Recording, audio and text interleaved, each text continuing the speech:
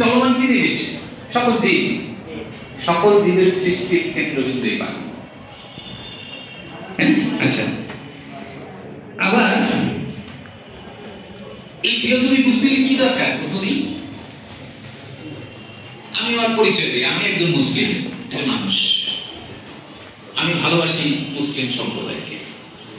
এরপরে পরিচয় আমার, আমি আমার মা বাবার একজন সফল সন্তান, এবং আমার মা বাবা একজন সফল মা বাবা বলেই আমি হয়তো ফিলোসফিতে এসেছি। আরেকটা পরিচয় হলো, এই ফিলোসফি আমাকে শিখিয়েছে অন্যায় করা যাবে না।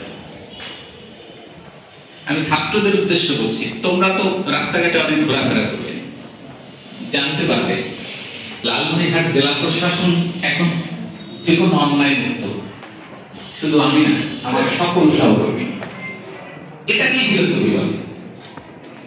If we can apply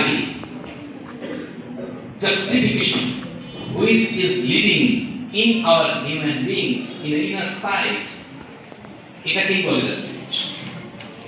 আচ্ছা, এখানে আছে না অসম্মানের নৈতিকতা, এটা একটা গানের মধ্যে তুলে ধরি আমি।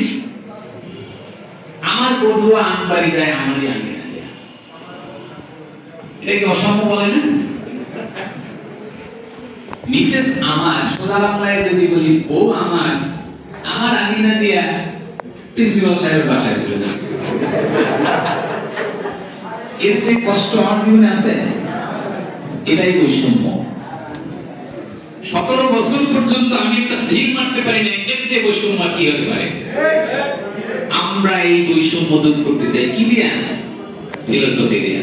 We need to apply our philosophy not only for our personal life, it will apply to our society. এই জন্য ইতিসিতে বলে গেছেন, এটা শুধু দর্শন না, এটা জীবন দর্শন। We love our life, we love our philosophy. Both are very